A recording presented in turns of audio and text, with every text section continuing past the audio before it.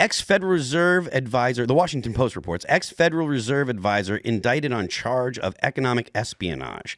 A former senior advisor to the Federal Reserve Board of Governors was arrested Friday and accused of leaking inside information from the Fed to the Chinese government over a period of several years. At one point receiving a $450,000 payment, then lying about it to Fed investigators. Economist John Harold Rogers, 63, of Vienna, Virginia, worked in the Division of International Finance of the Fed from 2010 until 2021, according to an indictment unsealed Friday in federal court in the district. Last year, he told a podcaster that he'd retired from the Fed in May 2021, approximately a year after he had been questioned by investigators for the Fed's Inspector General and allegedly lied about how he accessed and transmitted sensitive information to two unnamed Chinese co-conspirators. Do you guys think that there is any level or bureaucracy in our government that is not infiltrated by China? What was the name of what was it? The name of the Federal Reserve advisor? Yeah, what was the name of his position? He was a senior advisor to the Federal Reserve Board of Governors. For what? Like it was the Department of what? Let's see. Worked in the Division of International Finance. I just imagine that there's so much dark money and bad stuff going on there. Yeah, to answer your question, Phil, you'd have to define the word infiltrated exactly, because if maybe they just talked to some Chinese guy on the phone. I think they've all been connected to the Chinese in some way. Every layer of our government, I think, is connected to the Chinese in some way. But it's just such a vague. Like, the thing is, if a guy has a private company in China, he's a Chinese government agent, because the way the CCP is, their tentacles in every private company in the country. So, like, any business at all with any Chinese company, you're connected to the CCP. Yeah. Has anybody asked Eric Swalwell what he thinks of this?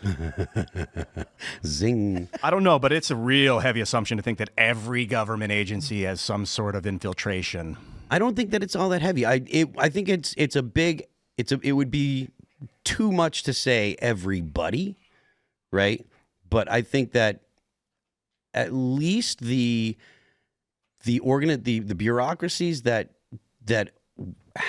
will have an effect on U.S.-China relations, I think it's reasonable to say that China has at least some kind of relationship with people, whether knowing or unknowing, because there are people that end up doing spy stuff for other countries without realizing they're doing it.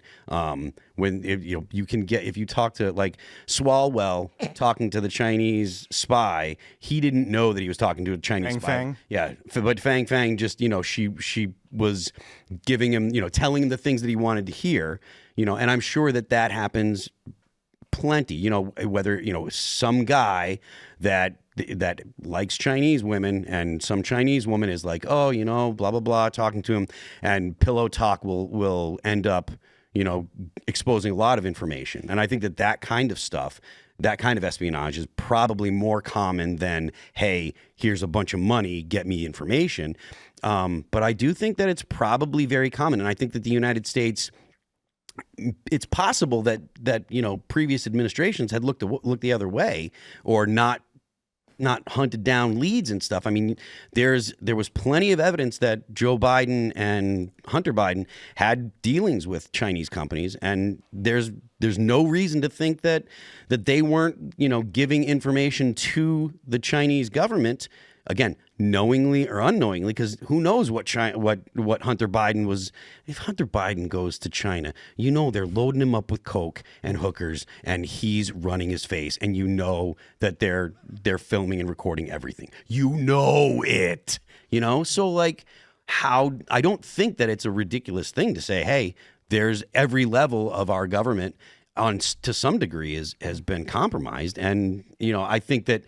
I'm not sure how you would clean it out and make sure, how the Trump administration would come in and make sure that it's cleaned up to the best of their ability. But I do think that it's reasonable to say, hey, we need to take care of this. If I'm still, sometimes I'll be dating, and if I meet a girl that's Chinese or from China, that goes through my mind. I'm like, dude, she's got connections to the CCP. I can't date this girl, which is horrific. Crushing hearts for Chinese women everywhere. I'm so glad I got married years ago. I don't have to worry about any of that. Was she Chinese? No. I think you'll be okay. Okay. No. I think China is trying to grab a lot of power before it's too late, because they got a huge population crisis. Definitely. I mean, infanticide was rampant for years, and they sent a lot of girls into the wilderness, and now they've got an aging population, a lot of boys that can't find women, and I think they see the writing on the wall. So I think they're just trying to grab as much power as they can right now before it's too late.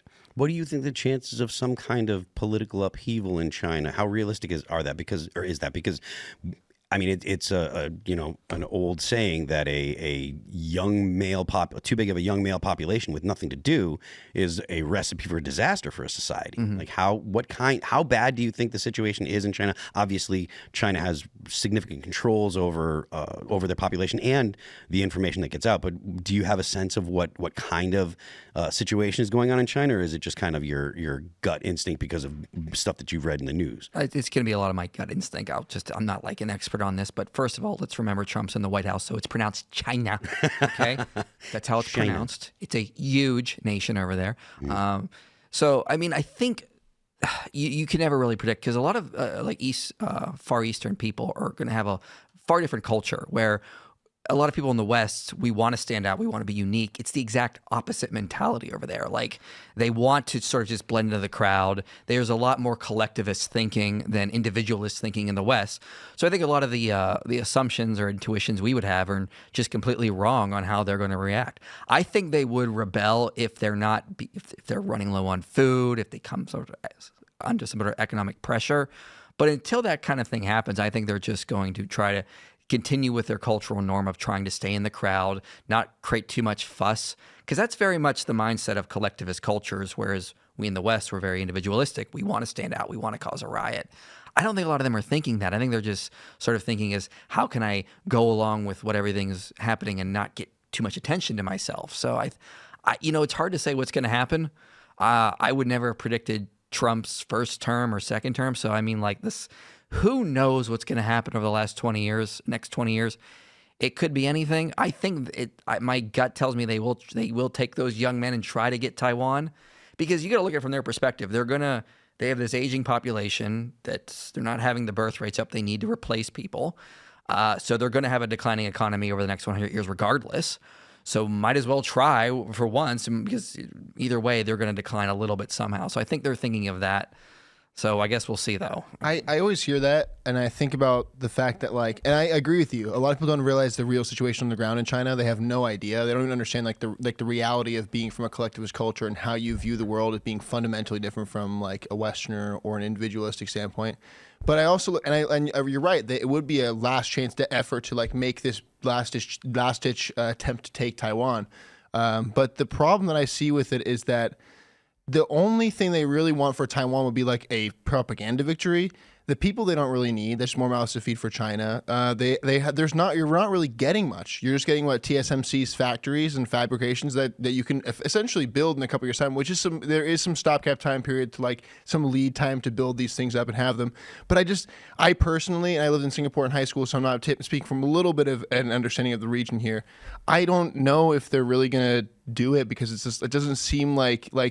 That's a good point. Yeah. I mean, you could say even maybe for the legacy of Xi, because his zero COVID policy didn't really go anywhere. It just caused China to slip years into the past, but or into essentially into a real economic problem for him right now, on top of the one-child policy that it caused. But I just don't see it happening. I think there's just too much that they would lose from going to war. Maybe that's a different value point, but I don't know what to make of that. No, that's a good point. And yeah, I as I said, I have no clue what's going to happen. Yeah. No. But I mean, they may just sort of roll the dice on it. I mean, but yeah, again, they're the collectivist culture. They don't want to make too much of a fuss. But I do think they're trying to grab as much power as they can right now in hopes that somehow they can deal with their declining population. I think that's probably what they're trying to do right now. And infiltrating the U.S. government would be one of those aspects. I don't know how deep it is, though. Who knows? If the Americans were to take the Panama Canal, I think the Chinese would seize Taiwan and just be like, there you go.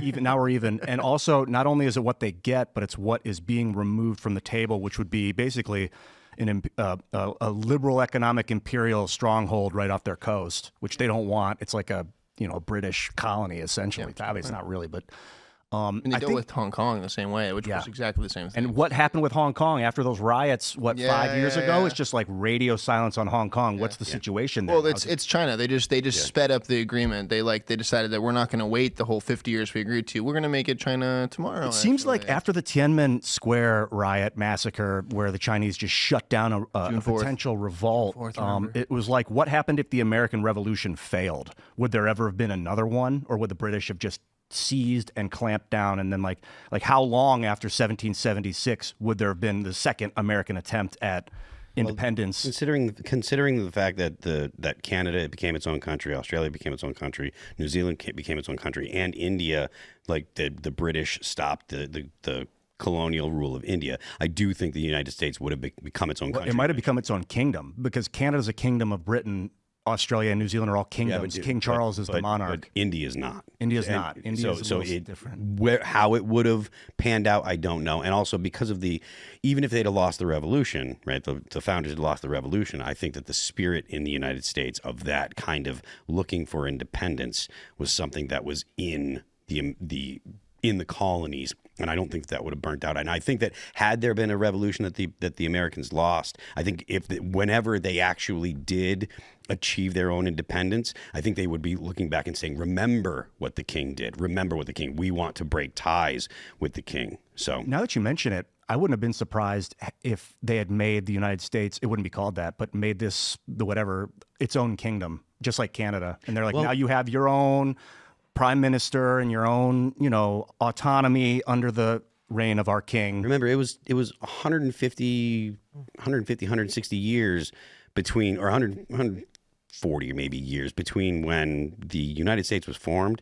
and you actually got fast passage across the Atlantic, right? Because even boats, it took a couple weeks to get across, right? Now the Titanic and those class of liners it wasn't like you could get across. So the logistics of keeping a colony under control the way that the England had, like that was a tall order, and so I think that the revolution, even if the revolution had failed, I think that there would have been some kind of second revolution and so on and so forth, because the sense of indignation towards the king wouldn't have changed.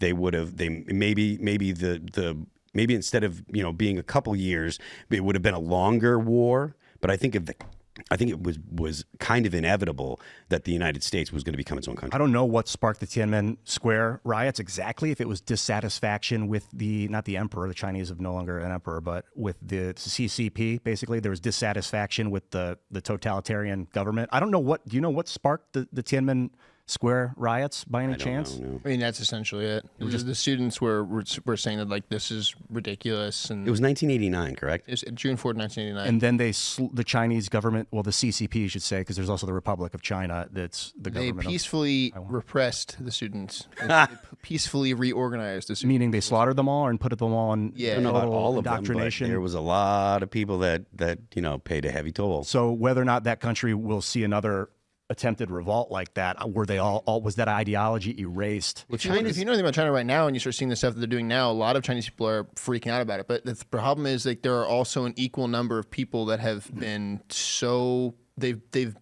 people always struggle with this. It's hard to understand what it looks like from another man's shoes or from another man's perspective. Like, they've lived their entire life within the bubble of China, and then their idea that Zhengguo, like their center of the universe for them, is this. They're like an American. They think of their country as the best. They're like China number one, like they literally think that. So, like, the problem is there are going to be some people that say that see the injustice in it, but some people don't view justice in the same Western mentality that we view justice. They don't see it the same way that you or I do, and that's just it's about the collective. Right? Yes, correct. If you upset the collective, I mean, this is why in Islam there's apostasy laws. Yeah. Right. If you leave Islam, you don't have freedom of religion. They want you dead because you cannot apostate from Islam, because the collective overrules the individual in these collectivist cultures. So they'll have that kind of mentality. And the English had 500 years before the revolution in the United States, or about 500 years, they made the king sign the Magna Carta,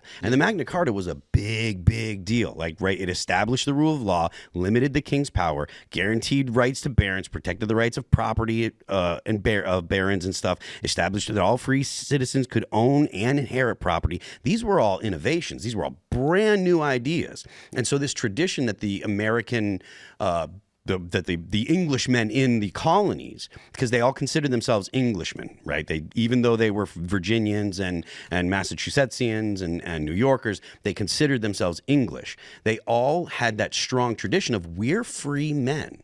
That we have a king, but the king is not actually the totalitarian king that everyone thinks he is. Other societies had, and other kings and other monarchies had.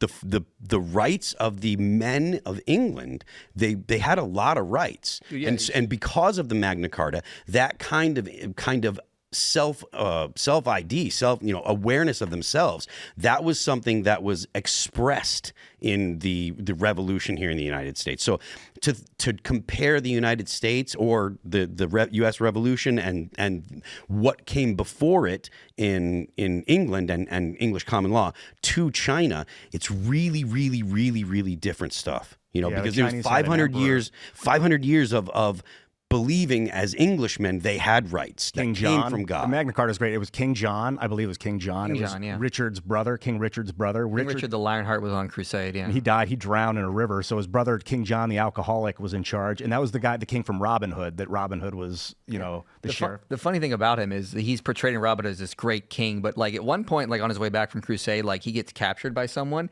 and they try to like say like, we got your king. Talking about Richard? Money. No, yeah, Richard III. And the English nobles hated him so much they didn't even want to pay the ransom. They were like, no, thank you. You can keep him, until someone convinced them. All right, fine, we'll pay the ransom.